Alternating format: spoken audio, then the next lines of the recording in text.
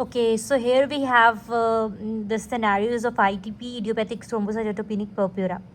A girl, 19-year-old, having petechial rash. ठीक है, एक रैश है उससे, और कोई ब्लीडिंग की हिस्ट्री नहीं है और कोई प्रॉब्लम नहीं है. ठीक है, नो हिस्ट्री ऑफ ब्लीडिंग और मेजर इलनेस है.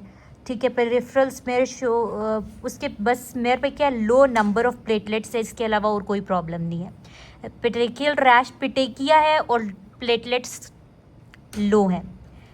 क्या है, ये गर्ल है. ठीक है, with what is the diagnosis, ITP. ठीक है, अगेन वही, a girl with gum bleed, बाकी आरबीसीज डब्ल्यूबीसीज नॉर्मल है.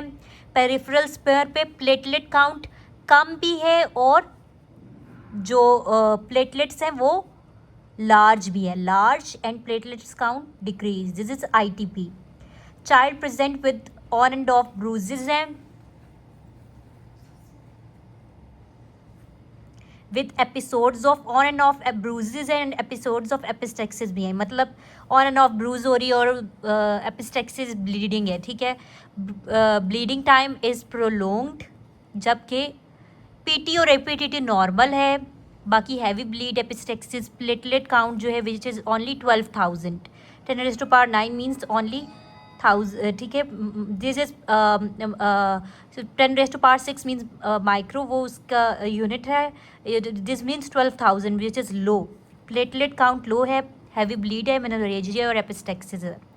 ब्लीडिंग टाइम प्रोलोंग हो सकता है इसमें क्योंकि प्लेटलेट्स लो हैं. आईटीपी में क्या होता है कि प्लेटलेट्स लो होते हैं जिससे ब्लीडिंग टाइम प्रोलोंग्ड हो जाता है, बाकी सब कुछ नॉर्मल होता है. ठीक है, दिस इज आईटीपी.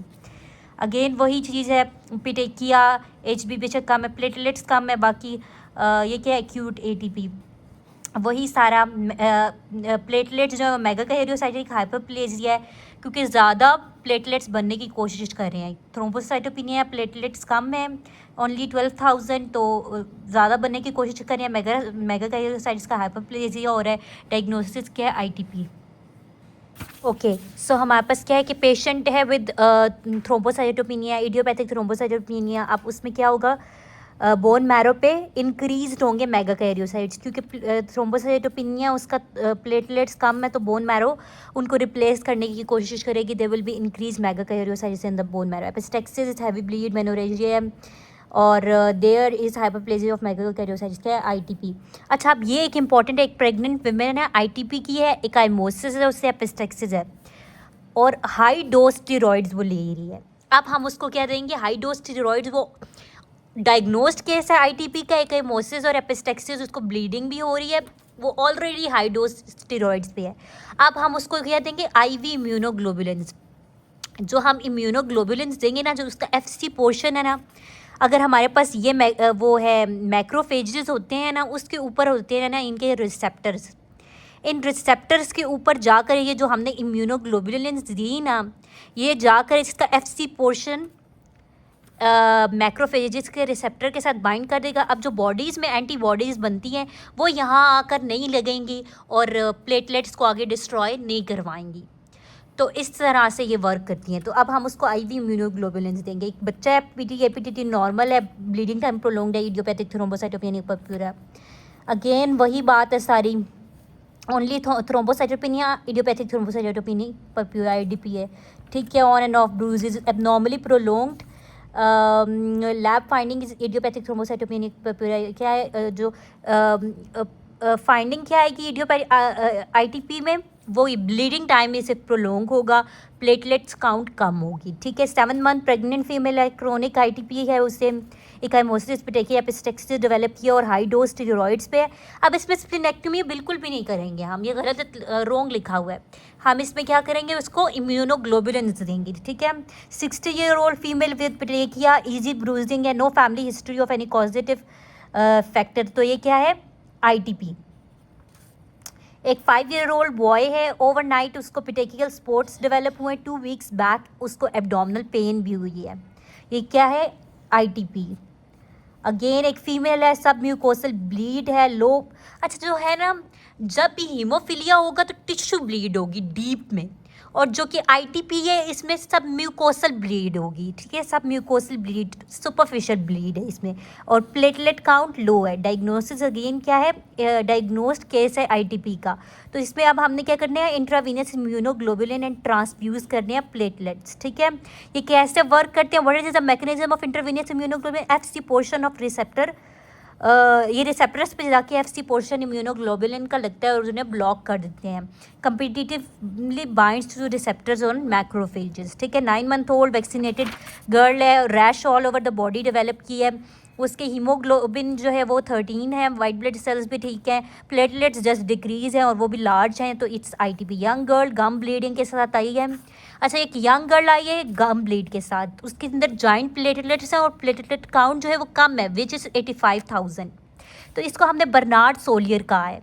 यही अगर हमारे पास यहाँ पर 50,000 बोल देता तो फिर हम इसको आईटीपी कहते।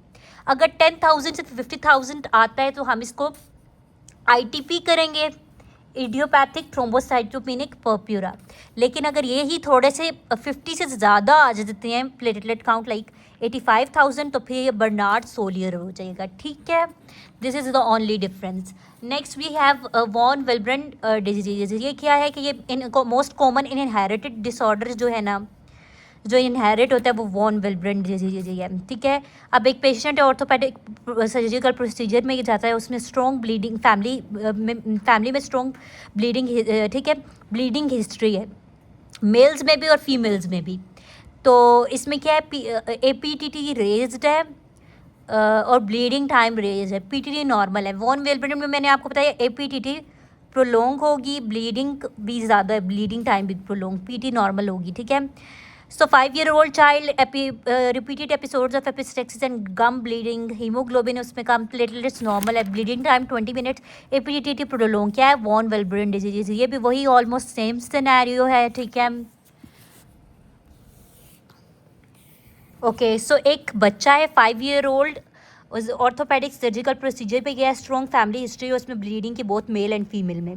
अब उसका जो पीटी है, पीटी उसका जो है वो नॉर्मल ही है, जबकि एपीटीटी प्रोलोंग्ड हो गया, ब्लीडिंग टाइम भी प्रोलोंग्ड है। डायग्नोसिस क्या है, वॉन विल्ब्रेंड डिजीज़, ठीक है।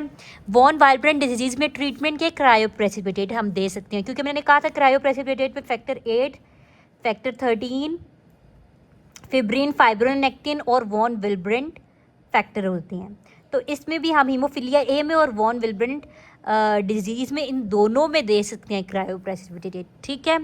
Most appropriate component of management von Willebrand disease में क्रायोप्रेसिपिटेट है, ठीक है। 5-year-old एपिस्टेक्सिस प्रोलॉन्ग ब्लीडिंग, तो इसमें हम वॉन विल्ब्रेंड डिजीज़ देंगे, वॉन विल्ब्रेंड, तो ये वॉन विल्ब्रेंड डिजीज़ है, ठीक है। नेक्स्ट वी हैव के करेक्टरिस्टिक फीचर, इसमें क्या है कि प्रोलॉन्ग्ड होगा ब्लीडिंग टाइम और एपीटीटी प्रोलॉन्ग्ड होगा, ठीक है।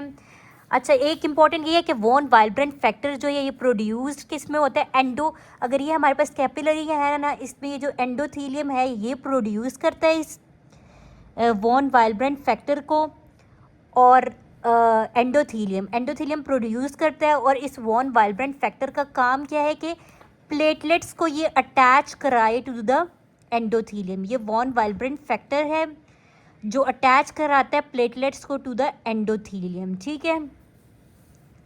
बाकी वही है, a patient with liver cirrhosis need transfusion with before surgery FFPs। एक न्यू बॉर्न बच्चा आता है, उसका ब्लीडिंग टाइम भी प्रोलॉन्ग्ड है, ब्लीडिंग टाइम भी और PTA-PTT भी, तीनों चीज़ें प्रोलॉन्ग। क्या है उसमें, विटामिन K की deficiency. PT prolong liver disease में होता है, अब मैंने बताया पीटी मॉनिटरिंग इंपॉर्टेंट है लिवर डिजीज़ में। एक बच्चा पैदा होता है, उसके ब्लड में उसके स्टूल में ब्लड आ रहा है, पीटी या PTT प्रोलॉन्ग्ड है, ठीक है। मतलब ब्लड में स्टूल में ब्लड आ रहा है, मतलब ब्लीडिंग प्रॉब्लम तो है, PTA-PTT प्रोलॉन्ग। क्या है डेफिशिएंसी, विटामिन K की डेफिशिएंसी होगी। Fragmented red blood cells with fever और मेंटल स्टेटस भी अल्टर्ड है। ये क्या, थ्रोम्बोटिक थ्रोम्बोसाइटोपेनिक पर्प्यूरा।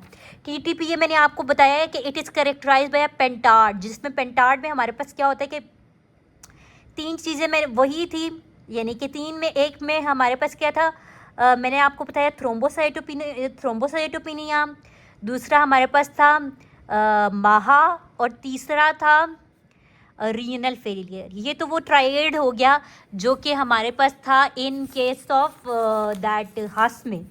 और इसमें टीटीपी में पेंटार्ड होता है, 2 और चीज़ें होती हैं, न्यूरोलॉजिकल साइंस यानी कि ऑल्टर्ड मेंटल स्टेटस और फीवर।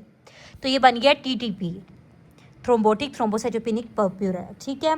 अच्छा, clotting factor which clotting factor deficiency जो है वो कोआगुलेशन कराती है रादर देन ब्लीडिंग। ये इंपॉर्टेंट है, वेरी इंपॉर्टेंट। वो फैक्टर 12 है, इसकी डेफिशिएंसी कोआगुलेशन कराती है रादर देन ब्लीडिंग। अच्छा, एक और देखें, फैक्टर 5 लाइडिन की डेफिशिएंसी अगर होती है, मोस्ट फ्रीक्वेंट ये हेरिडिटरी थ्रोम्बोफिलिया है। इसमें क्या होता है बेसिकली, ये जो फैक्टर 5 अगर ठीक काम कर रहे हैं ना, ठीक है, hereditary resistance to activated protein C, अगर फैक्टर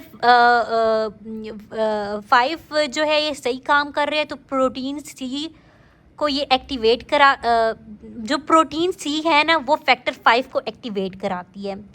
और नहीं सॉरी, ठीक है, ये फैक्टर 5 प्रोटीन सी को एक्टिवेट कराता है, इनका कोई इस तरह रिलेशनशिप है, ठीक है। तो ये प्रोटीन सी जो है ये एंटी कोआगुलेंट है, ये वो क्लॉट नहीं बनने देगी, ठीक है।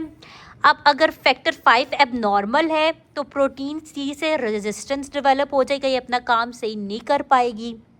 जब ये काम सही नहीं कर पाएगी तो क्या होगा, हमारे पास एंटी कोआगुलेशन नहीं होगी तो क्लॉट्स बन जाएंगी, कोआगुलेशन हो जाएगी, ठीक है। ये हो गया फैक्टर 5 लाइडेन।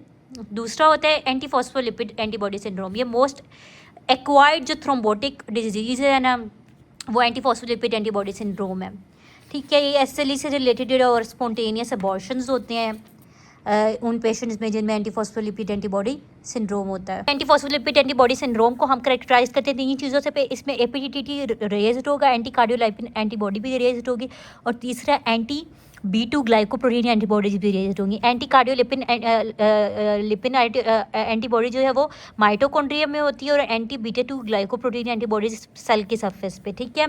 प्रोटीन सी और एस जो है वो एंटी कोआगुलेंट है। इनका काम क्या है कि ये इनएक्टिवेट करती हैं फैक्टर 5 और ये इनका काम है कि प्रोटीन सी और प्रोटीन एस एक्टिवेट करती हैं फैक्टर 5, इनएक्टिवेट करती हैं, ability to inactivate factor 5 and factor 8, ठीक है। Protein C and protein S के they have ability to inactivate factor 5 and factor 8। अब ठीक है, जब ये इन दोनों को इनएक्टिवेट कर देंगी तो क्लॉट नहीं बनेगा, ठीक है। ये क्लॉटिंग प्रोटीन्स है ना, तो क्लॉट नहीं बनेगा, एंटी कोआगुलेंट है। Protein C and S are anticoagulant, इन दोनों को इनएक्टिवेट करा के क्लॉट नहीं बनाने देती। अब अगर इनकी डेफिशिएंसी होगी तो ये इनको इनएक्टिवेट नहीं कर पाएंगी, ये एक्टिव ही रहेंगी तो क्लॉट्स बन जाएंगे और क्लॉट्स प्रॉब्लम कराते हैं। वो जो फैक्टर 5 लाइडेन भी मैंने बताया था वो यही है कि ये अब नॉर्मल है, तो प्रोटीन सीज को फिर फैक्टर 5 को इनएक्टिवेट नहीं कर पाएगी। जब इसको इनएक्टिवेट नहीं कर पाएगी तो वो क्लॉट्स बना देगा, ठीक है। सो क्लॉटिंग फैक्टर जिसकी डेफिशिएंसी से कोआगुलेशन हो जाती है रादर देन ब्लीडिंग, वो फैक्टर 12 है। रिकरेंट अबॉर्शंस एज थ्रोम्बोसिस है most likely suffering from anti phospholipid syndrome. Acquired most common जो एक्वायर्ड थ्रोम्बोटिक डिसऑर्डर वो एंटी फॉस्फोलिपिड सिंड्रोम है। इनहेरिटेड जो है वो फैक्टर 5 लाइडेन है, और एक्वायर्ड जो वो एंटी फॉस्फोलिपिड सिंड्रोम है। वारफेरिन पे एक पेशेंट डेवलप करता है काइमोसिस डेफिशिएंसी, क्या है, प्रोटीन सी की deficiency. Acquired thrombosis anti phospholipid syndrome, 25 year old pregnant recurrent abortions और थ्रोम्बोसिस क्या है, anti phospholipid syndrome. Most common pro thrombotic point mutation जो है वो फैक्टर 5 की है, ठीक है। प्रोथ्रोम्बोटिक पॉइंट म्यूटेशन फैक्टर 5 की। एंटी कार्डियोलिपिन एंटीबॉडी किस में होती है, ये माइटोकॉन्ड्रिया में होती है। एंटी फॉस्फोलिपिड सिंड्रोम में मैंने ये जो यहाँ पर बताया कि ये माइटोकॉन्ड्रिया पर एंटी कार्डियोलिपिन एंटीबॉडी होगी, और ये जो एंटी B2 ग्लाइकोप्रोटीन एंटीबॉडी है ये सेल की सरफेस पे होगी, ठीक है। With this we are done, thank you.